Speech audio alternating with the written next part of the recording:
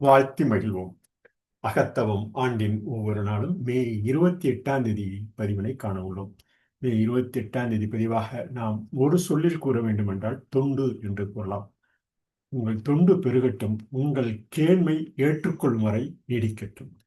தீய எண்ணத்தை தாங்கிக் கொள்ளாதே, கோபத்தை அடக்கி வெறுப்பை வெல்லுங்கள்.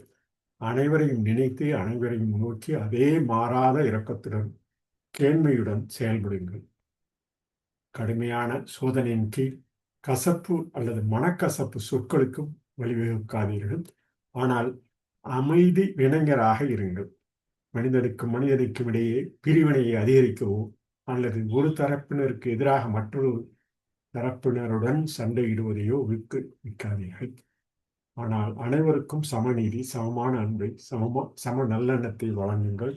மற்ற ஆசிரியர்களையோ பிற சமயங்களையோ அல்லது பிற சிந்தனை பள்ளிகளையோ இழிவுபடுத்தாதீர்கள். பணக்காரன் மற்றும் ஏழை, முதலாளி மற்றும் வேலை செய்பவர், ஆளுநர் மற்றும் ஆளப்படும் முதன்மையர் மற்றும் வேலைக்காரர் ஆகியோருக்கிடையில் அமைக்க வேண்டாம். ஆனால் அனைவருக்கும் சமமான எண்ணத்துடன் அவரின் பல கடமைகளை உணர்ந்து கொள்ளுங்கள்.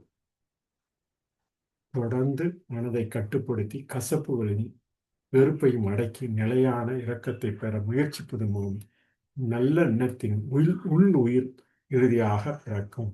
இந்த உள்ளுயிர் உறுதியாக பிறப்பது அனைவருக்கும் உள்ள ஒரு தன்மையாக, அதனுடைய இடைகளில் எந்த விதமான உள்ளீடும் இல்லாமல் வலிமையாகவும் சுறுசுறுப்பாகவும் உறுதியாகவும் இருங்கள் என கூறி உங்கள் தொண்டு எண்ணம் பெருகட்டும். இவற்றை தாங்கிக் கொள்ளாது கோபத்தை அடக்கி வெறுப்பை வென்று பல்வேறு வேறுபாடுகள் உள்ள அந்த நிலையை அடக்கி உள்ளுயிர் உறுதியாக நல்லெண்ணத்தின் மூலம் பிறக்க வகை செய்வோம் என இந்த தொண்டு என்ற ஒரு சொல்லி மே 28ஆம் தேதி அவர் பதித்த ஆங்கில பதிவிலிருந்து தமிழாக்கமாக்கப்படும். What we can say it in English in acrostic charity. Careful handling always regulate intuitive trending erlang. Charity, we can say it in acrostic, careful handling always regulate intuitive trending erlang. Let your charity increase and extend till self is swallowed up in kindness. Bear no ill will, subdue anger and overcome hatred. Think of all and act towards all with the same unalterable kindness and compassion. Do not, under the severest trial, give way to bitterness or words of resentment, but be peacemaker.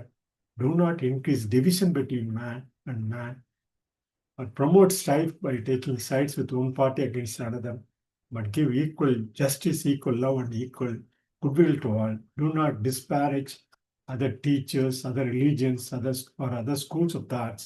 Do not set up between rich and poor, employer and employed, governor and governor, master and servant, but be equal-minded towards all, pursuing their duties by constantly controlling the mind's bitterness and resentment, and striving to acquire steadfast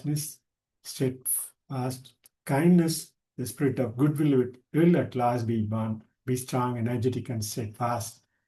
So we can say it in acrostic: be equal-minded towards all with the charity, careful handling, always regulate intuitive trending erlang. This is the process for the human being at all levels. As long as we live as a human being with the goodwill, what we should have in every walk of our life. In this May 28th, I quote charity as the purpose for the day. Charity is the purpose in which we can define an acrostic careful handling, always regulate intuitive trending erlang. தொண்டு என அந்த மே 28ஆம் தேதி கூறி அனைவருக்கும் சமமான எண்ணத்துடன் நன்கு நம்மை வாழ்வோம் என கூறி இந்த பதிவினை மே 28ஆம் தேதி பதிவினை நிறைவு செய்கிறோம். நன்றி.